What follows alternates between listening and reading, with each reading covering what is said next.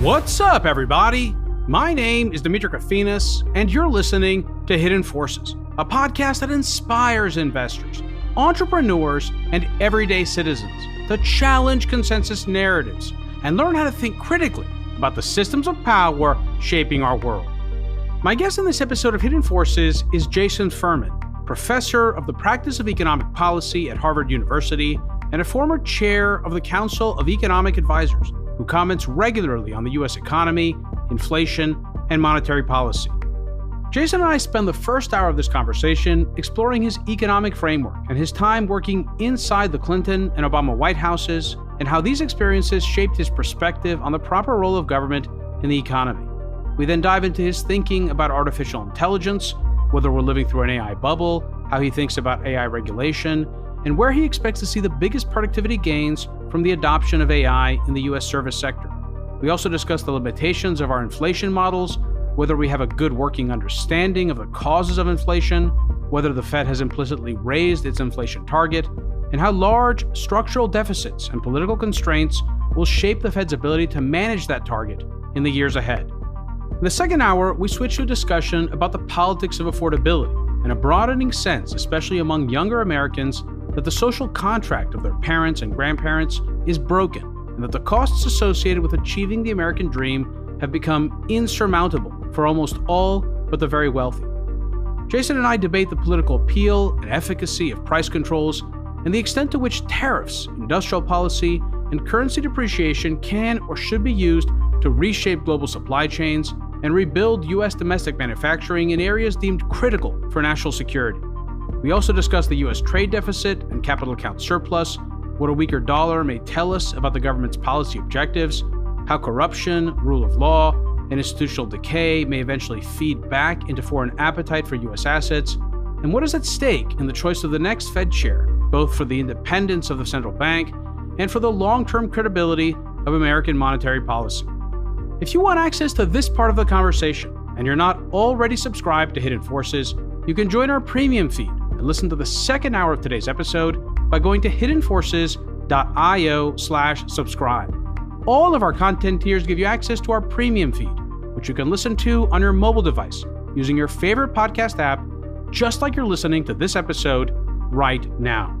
If you want to join in on the conversation and become a member of the Hidden Forces Genius community, which includes Q&A calls with guests, discounted access to third-party research and analysis, and in-person events like our intimate dinners and weekend retreats, you can also do that on our subscriber page.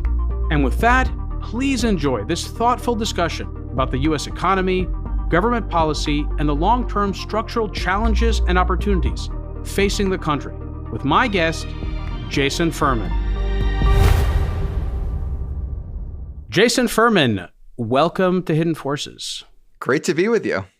It's great having you on, Jason. I'm actually surprised that you've never been on the podcast before. You're a rather prolific commentator on the state of the economy. You've been in the economic policy business for at least 3 decades. Is that fair to say? Since the mid-1990s. So yeah, about 3 decades now. So tell me a little bit about you. Let's start even before that. I'm just curious how you got into the economics profession. What led you into this field? And then I'd love to learn about your experience in policymaking. Yeah, so I grew up and I just loved math and physics, but I also loved the political world and the set of issues that came up in political debates. And so economics was a really natural way to combine those two interests. You could think in a logical, disciplined, and rational way, but about topics that I think in some ways are more fascinating and more complicated and difficult than quarks and leptons, because people just don't behave quite as well as quarks and leptons do. So I got into economics. At first, it was in a pretty academic way, and then almost accidentally got recruited for a job in Washington at the Council of Economic Advisors. Originally, my plan was to take a year off from graduate school, but I ended up loving it. So even though I finished my PhD, I have always since then been on a much more policy-oriented track and way of thinking. It's interesting that you mentioned physics as being your other passion. Do you feel like your perception of economics as a more deterministic discipline has waned in the years since you've been practicing it? Yeah, it certainly has. I mean, when you're in grad school, when you're doing your research, you're writing very, I don't know that I'd use the word deterministic models because you can have, randomness and propagation and shocks and all of that. But you have, completely self-contained, closed, fully understandable system described by a set of equations. And when I think of the world around me, partly I try to bring it back to some of those models, but importantly, I just said models plural. Don't just reduce it to one single model, and combine that with a certain amount of just trying to listen to how businesses think, how workers think, what's common sense, and combine all of that in a way that is, admittedly less disciplined than, just hewing exactly to one model. But I think probably a better way to think about the world than just living within the confines of one model as well. So you began to work, you said, on the Council of Economic Advisors in when, 1995? 1996. 1996, which was the Clinton administration, the second term. I feel like the advantage of working in politics is that you probably have a more realistic sense of what's doable as opposed to just what makes sense in theory. I'm curious how that experience working in politics, and tell us a little bit about what administrations you worked in, what period of time, et cetera. Like, how did that shape your perception of the economy of economic policy, what works, what doesn't work? Yeah, so I was in the Clinton administration first at the Council of Economic Advisors and started out doing macroeconomic analysis. I would help draft memos for the president on a lot of the different data releases that would come out. We'd get the data a day in advance. So really learn how to read data, think about how the macroeconomy functions. But I quickly moved to basically the front office of first Joe Stiglitz and then Janet Yellen, working with them on basically every topic, helping them to write speeches, engage, etc. I went from there to the World Bank and then came back to the White House to the National Economic Council, which is a little bit more political and strategic. Then in the Obama administration, I did the opposite. I started as deputy director of the National Economic Council, working on issues like combating the financial crisis, our fiscal plans, debt limit, fiscal cliff, all of those sorts of things, as well as technology policy, infrastructure policy. And then in that administration, I transitioned from there to the Council of Economic Advisors, where I was chair and worked on just about everything that we were dealing with. And in Washington, I think it's important to be able to wear different hats. When I was at the National Economic Council, it was a more political hat, more strategic, more, what is possible. The Council of Economic Advisors is a little bit more like an in-house think tank within the White House. And there, I think it's important to be a little bit less political and a little bit more, here's the best option, here's the second best, here's the third best, and not just try to jump straight to the third best just because you think that's more politically feasible. Great. So we'll have an opportunity to apply it to a lot of the questions that I'm going to ask you today.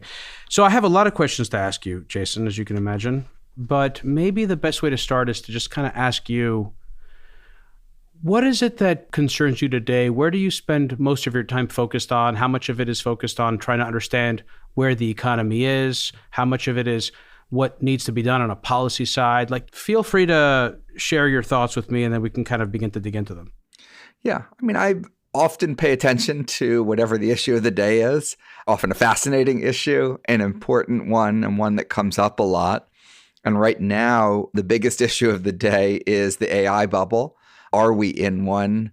What's the possible consequences if we are and it bursts? Should policy be doing anything about it now? Should policy be doing anything about it later? I, also confess, I certainly spend a lot of time on, what's going on with President Trump and his policies and the like, but some of that is frankly less satisfying and interesting. That doesn't mean it's not worth doing, and it doesn't mean that I don't spend time and effort on it. But when things get very political, all of a sudden it's sort of two warring tribes, and in some case, there's truth and justice on one side. I think on certain issues like the Fed, which we could talk about, there's truth and justice on one side of the Fed independence issue. But the AI bubble has been in some ways more fascinating to me lately. All right, so let's talk about that. I also want to talk about affordability, because if we're talking about what's in the news and what's current, I think concerns about affordability and especially their political ramifications for the president are top of mind. I know that this has been raised as a concern among some of the president's staff. The election of Zohran Mamdani in New York City, I think, points to the salience of this issue, certainly for Democrats, and perhaps there is a sense of urgency on the part of Republicans to develop some kind of platform to be able to respond in the midterms and in the next presidential cycle. But let's talk about the AI bubble. So just calling it an AI bubble focuses, I think, very much on the financial side of this, whether or not there's been over commitment of capital, if prices exceed kind of sustainable levels. And then there is a larger question of AI policy, which I feel like I'm actually a bit confused about what this administration, and not just this administration, because I don't really know what the position is of Democrats, or if there even is a coherent view on how AI should be regulated as a category, as a general purpose technology, what we want to accomplish with our regulations, et cetera. Let's maybe focus on that first. How do you view AI as a technology, and what do you think the role of the government should be in regulating it? Yeah. So first of all, any predictions about the future of AI have to have enormous confidence intervals. So I am excited and hopeful for it. It's definitely enriched my life, both professionally and using it personally to help inform me on all sorts of decisions, large and small. And I think that it's sort of amazing that I'm using the very, very worst AI I'm ever going to use for the rest of my life. It's only getting better from here. So I think it's exciting. I think economically, I'm much more worried about having too little of it than having too much of it. Certainly there's risks of a lot of AI and things like the labor market, but I'd rather take those risks and figure out how best to manage them than the alternative, which is condemning ourselves to slow productivity growth. So for me, my starting premise is that this is exciting and we want more of it. And then when I think about public policy, first of all is to do cost-benefit analysis that, there may be some costs of AI, but there's also benefits. And you can't just wait until you can prove everything is perfectly safe to move forward, because waiting for that is a way of condemning people to die by cancer and, not get tutored in school and all the other things that it can do. I don't like general AI regulation so much as domain specific. For auto safety, are cars with AI safe or not? Just the way we evaluate the safety of any other car. For stock trading, look at that. For medical devices, look at that. So don't have an AI super regulator, have AI as part of all the other regulatory systems. And then finally, I think it's really important to compare AI not to the almighty, but to the alternatives. And the alternatives are humans, and humans are just incredibly, incredibly flawed in the way they make decisions. They show, bias, they make errors, they get into car accidents and all that stuff. And so don't ask, is the system perfect? Ask, how does it compare to the others? And by the way, an important part of that comparison is even if AI is a bit worse than humans at something right now, it learns really quickly.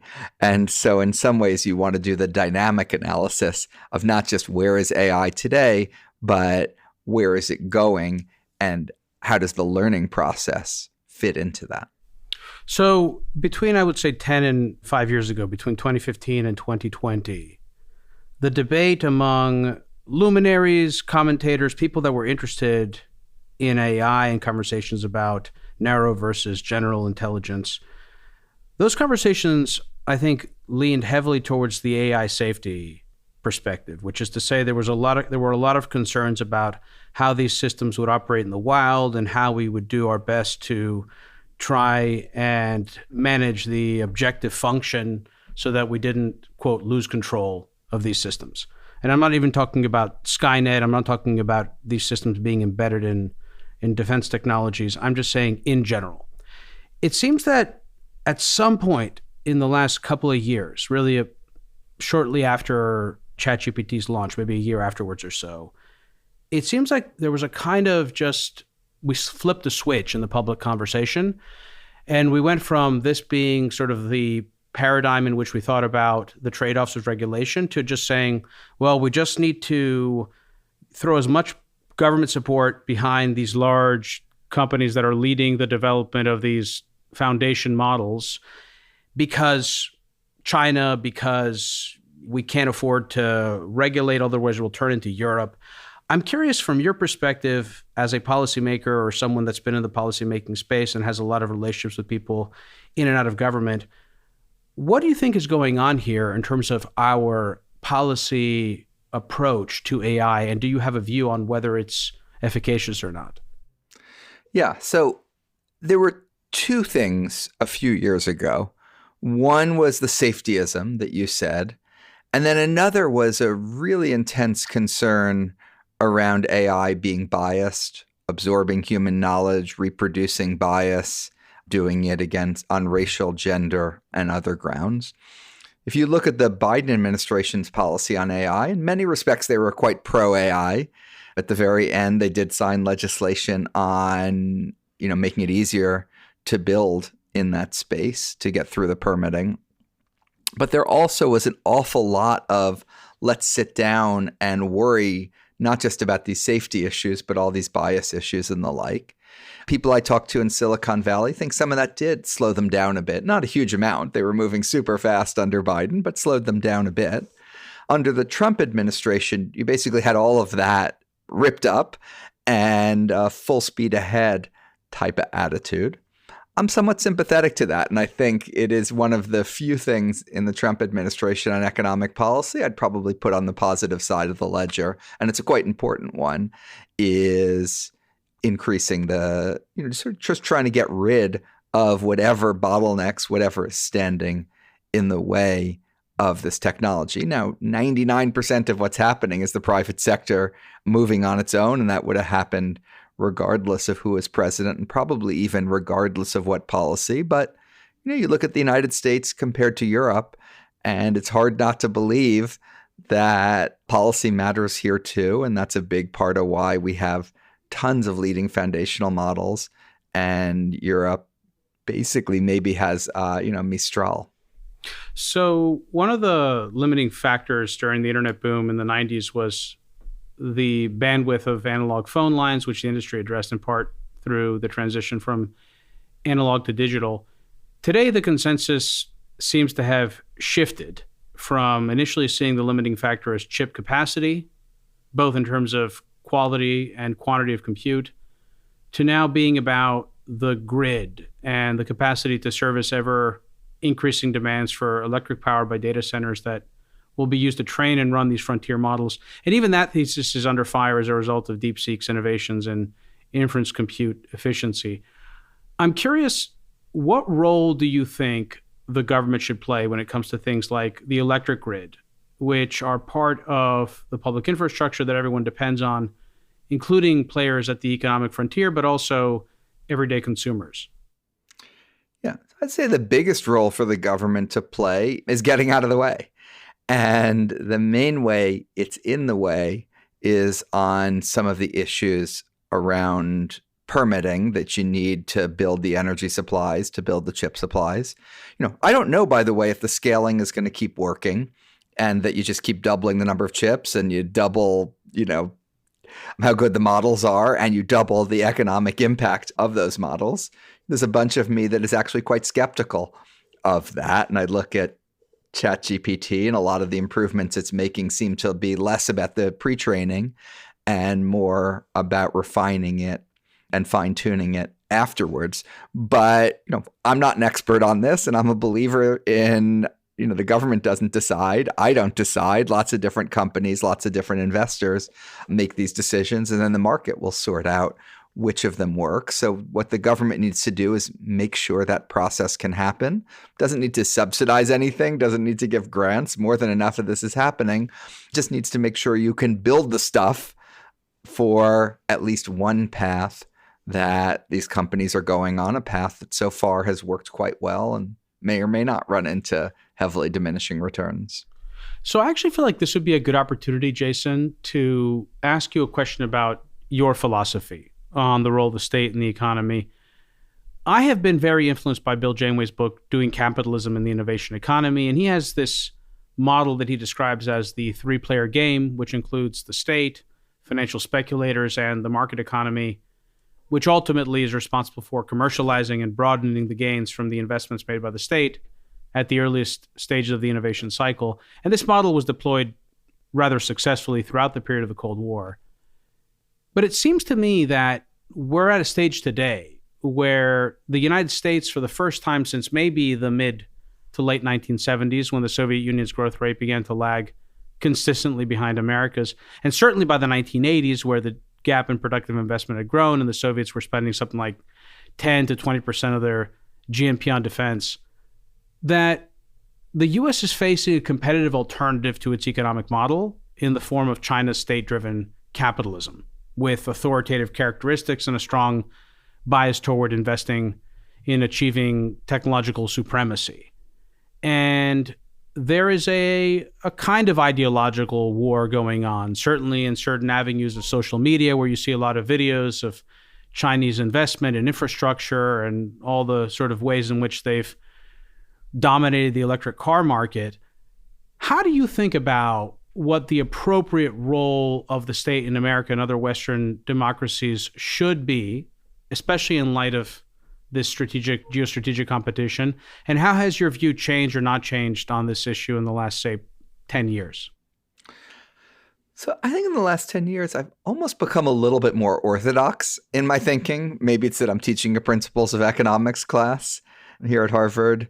Maybe it's looking at all the ways in which things can go badly wrong if you try to get too creative and too cute about things. But the way I think about it, and this is just sort of a heuristic description of my thinking, is if you follow all the conventional recipes, you get to the 85th percentile of economic performance.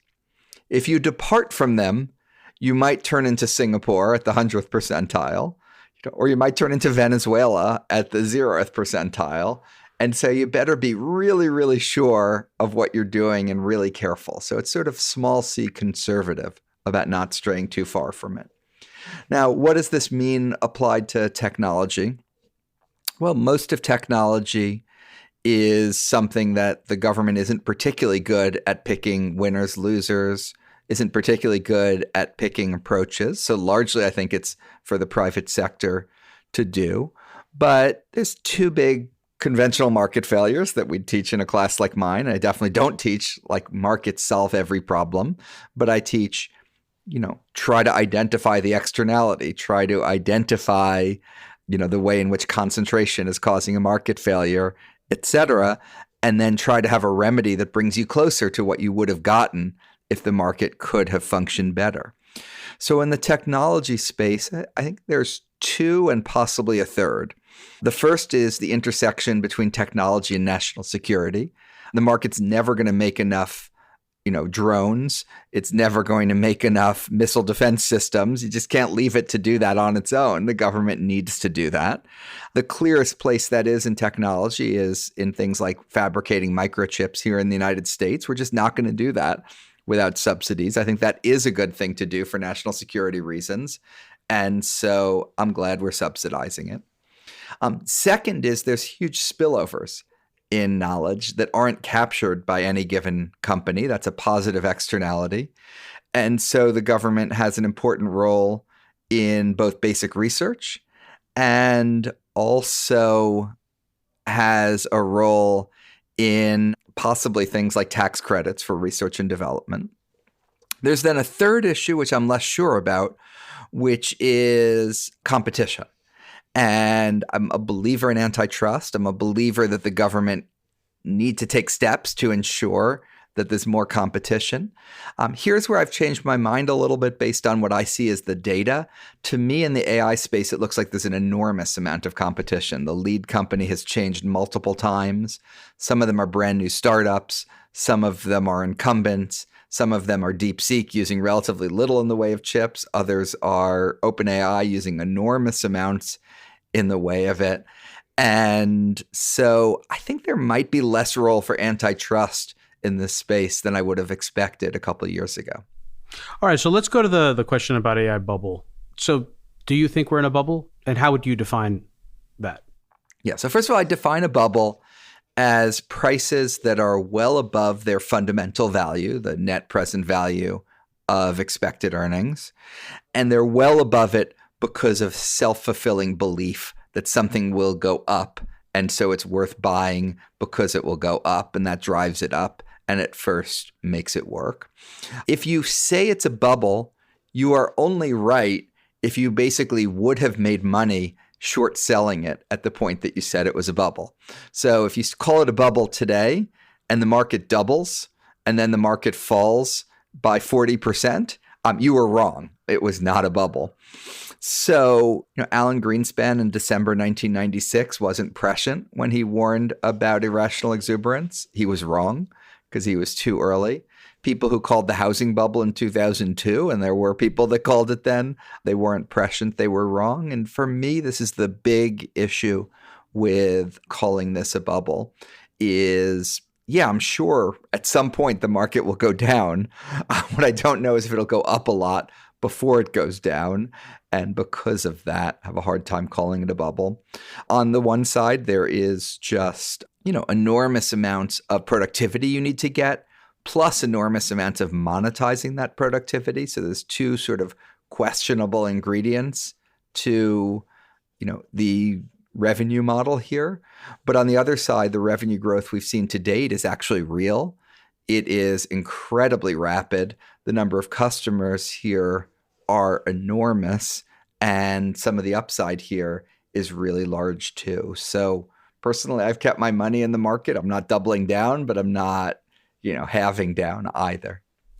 Do you have any sense of where you expect the majority of gains from AI to come from? So we have a very service-heavy economy. Is it fair to assume that most of the productivity gains we can expect to achieve will come from the service sector? And if so, are there any particular areas that you think are most ripe for disruption? Yeah, so I definitely think it's the service sector, although there's also the, AI plus robotics combination that I expect to be slower than just the LLMs and the agentic AI coming out of that. Service sector historically has been an area where it's harder to get productivity growth. Our productivity growth has been driven by manufacturing. In recent years, manufacturing productivity growth has actually slowed down quite a lot. And that's why it's very welcome if we're going to be able to get more productivity growth coming out of the service sector. So where coding is the most obvious one, that seems to be what it's best at. And by the way, some of the Silicon Valley people who think it's going to replace all the jobs, I think they're thinking most jobs are like coding when most of them are not. But law, consulting, finance, possibly education, maybe even podcasting, all of these things are places where AI has, some really enormous strengths. All right, so let's zoom out here. How's the U.S. economy doing, do you think? And what metrics do you rely on to make your determination? Well, normally I rely on government data, which is much more reliable than private sector data and anecdotes. But we're way behind in terms of government data. We have very little of it for the month of October. We don't have GDP for the first quarter of the year. Because of the government shutdown. Yeah, because of the government shutdown, exactly. So we'll catch up and we'll get all of that. We were in a weird place where the jobs numbers were quite weak and GDP looked like it was quite strong. We don't have the official number, but based on the tracking estimates of what goes into the official number, looks quite strong. And so it was a little bit of a puzzle as to whether it was strong or weak. I largely think jobs numbers are more reliable than GDP numbers. I think we're also shifting the composition of production towards areas of the economy that don't have a lot of jobs, like data centers. And maybe we're getting some productivity growth, but that's the one I'm least confident of. So overall, I think I'd bet on a little bit more weakness than strength, but even that weakness itself is something that economists would call structural, due largely to things like reduced immigration rather than cyclical, which is important because I don't think there's a lot the Fed can do to help this economy.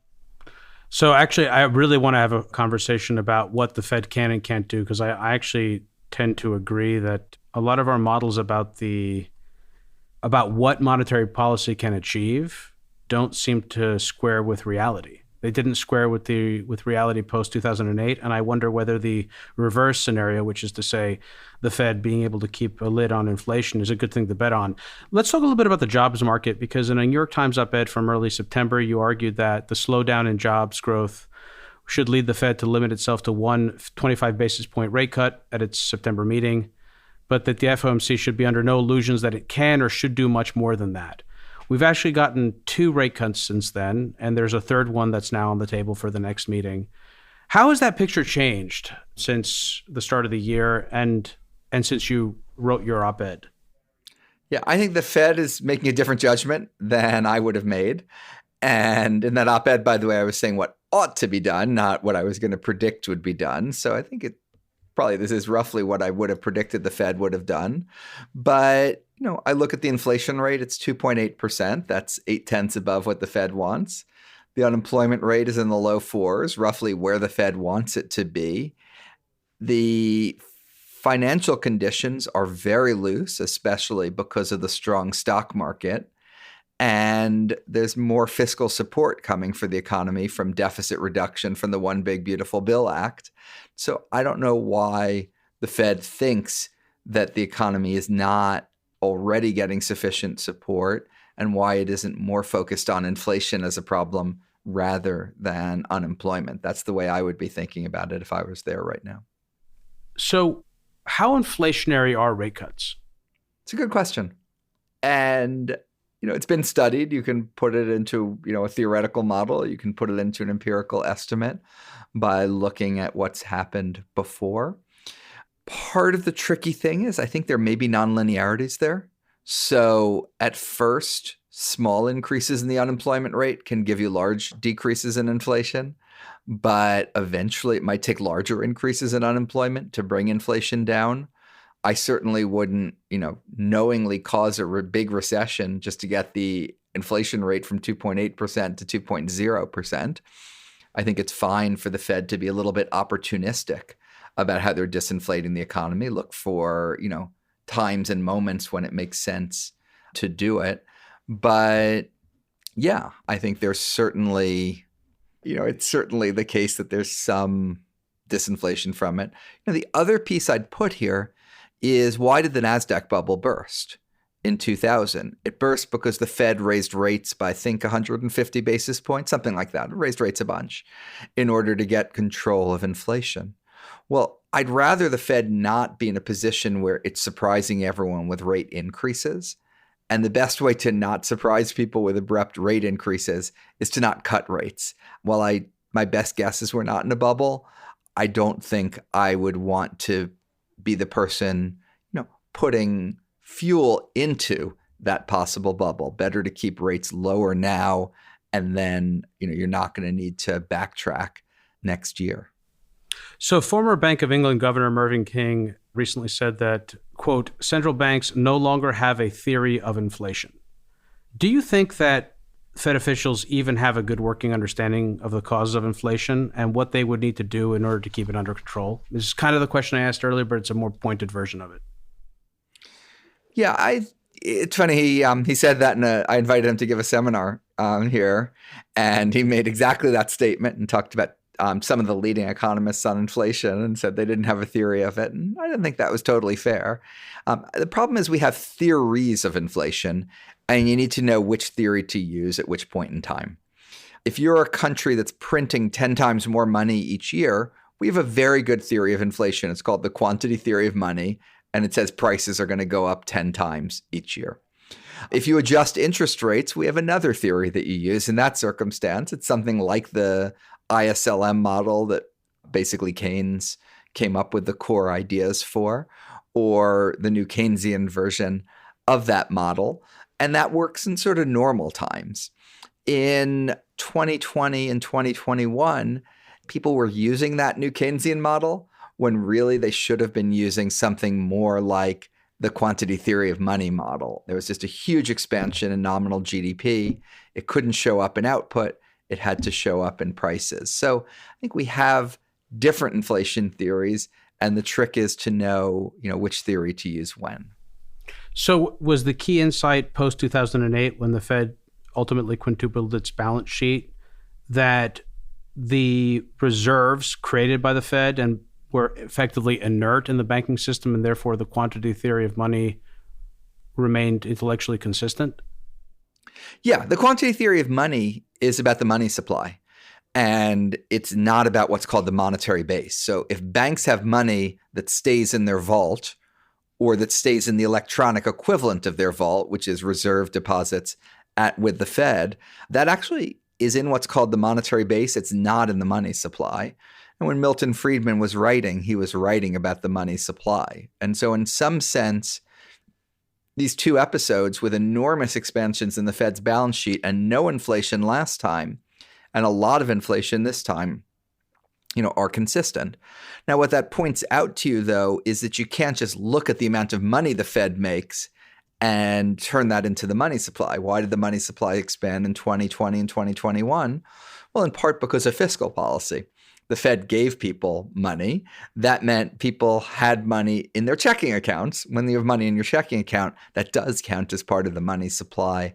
That does fuel inflation. So the quantity theory is definitely not useful in every place and time, and it has a big limit in terms of, you need something that explains why sometimes the Fed makes money, sometimes the Fed doesn't make money.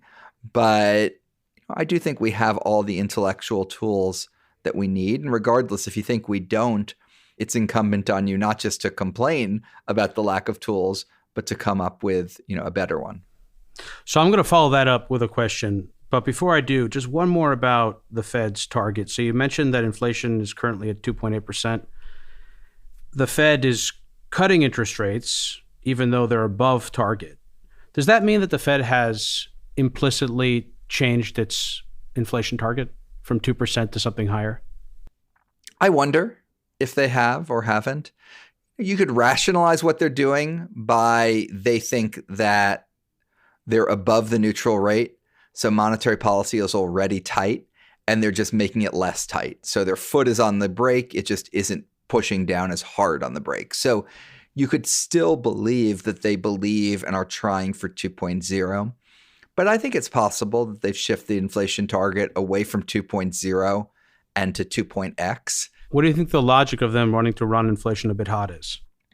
There's two arguments. One is higher inflation gives you somewhat more space to manage the economy because you can cut nominal rates more in the event that you run into trouble. And that's an argument that I have a lot of sympathy for. Another is this opportunistic disinflation. They're still trying to get to 2.0, but they're not going to ruin the employment side of the mandate in order to get exactly where they want to get on the price side of the mandate. They're a dual mandate Fed. And eventually they'd like us to be at 2.0, but they're happy to sort of let us luckily bounce our way along there rather than actively try to make sure it happens.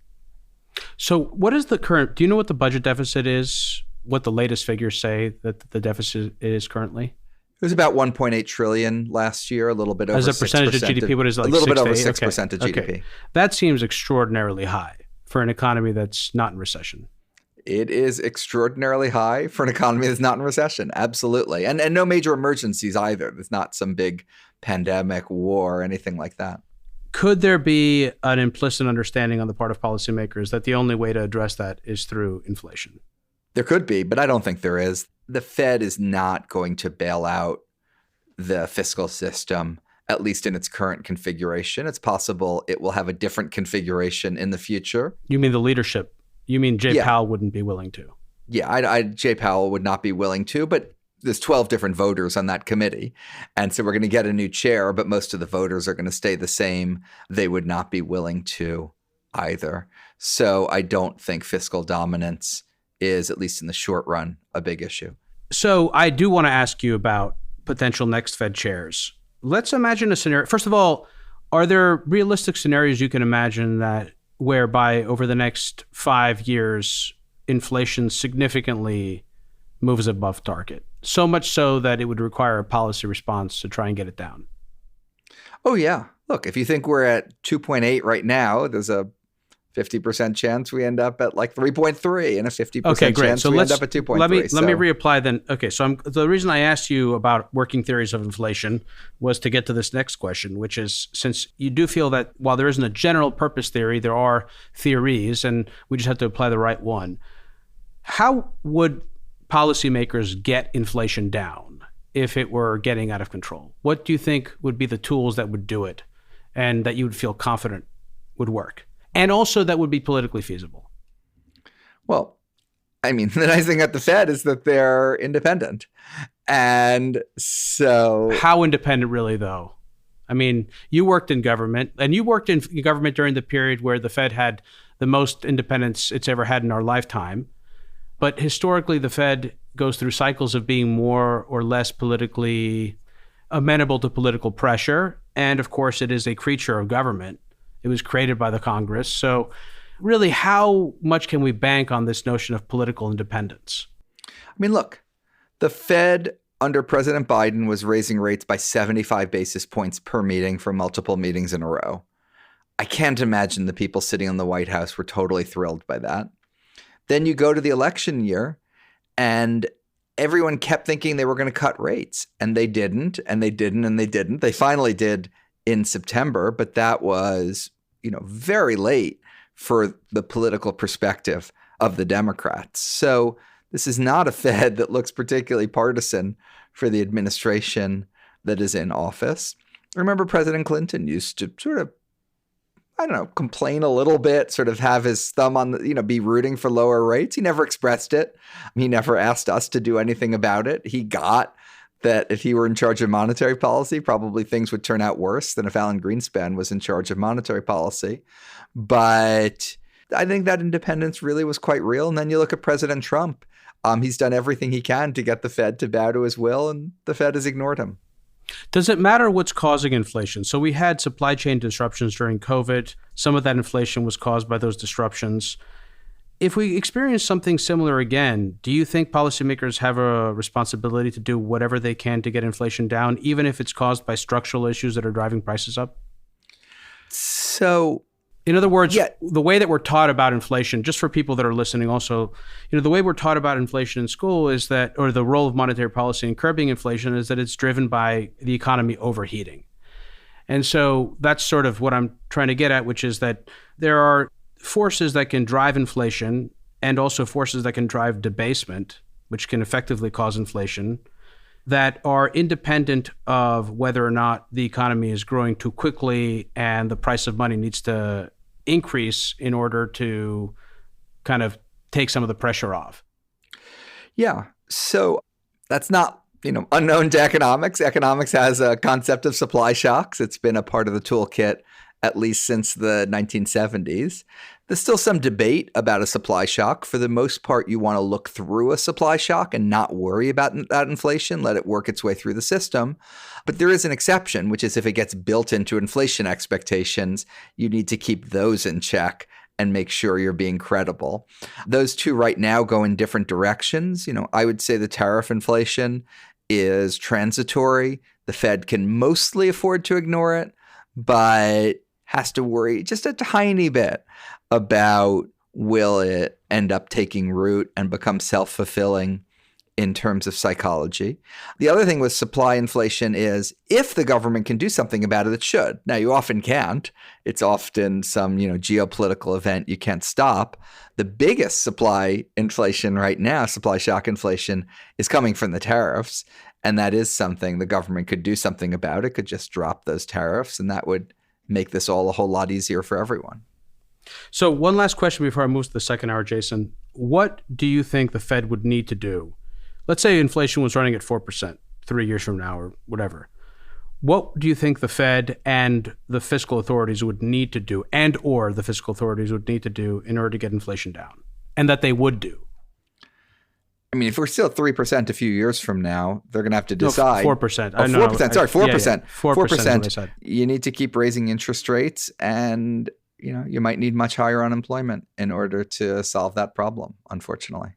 All right, so let's move us to the second hour. Jason, I want to talk about tariffs and immigration. I want to talk about price controls because this is becoming a popular topic that you've weighed in on. And I also want to discuss this issue of affordability, and I want you to put on your political hat for me and give me your opinion about, sort of give me also the view from Washington and from the perspective of each party and how this issue is going to maybe need to be navigated politically going forward, because I think it's something that, especially younger people, I mean, certainly millennials, but people below the age of 35, I think, have been especially vocal about the challenges they face with housing, the cost either of education or the lagging costs of having taken on debt to pay for it, and the burden of all those interest payments. Also, the cost of healthcare is a problem for everyone. So that's something I want to talk about as well.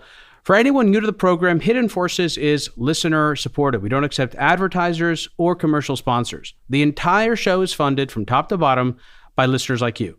If you want access to the second hour of today's conversation with Jason, head over to hiddenforces.io/subscribe and sign up to one of our 3 content tiers. All subscribers gain access to our premium feed, which you can use to listen to the rest of today's conversation on your mobile device using your favorite podcast app, just like you're listening to this episode right now. Jason, stick around. We're going to move the rest of our conversation onto the premium feed. If you want to listen in on the rest of today's conversation, head over to hiddenforces.io/subscribe and join our premium feed.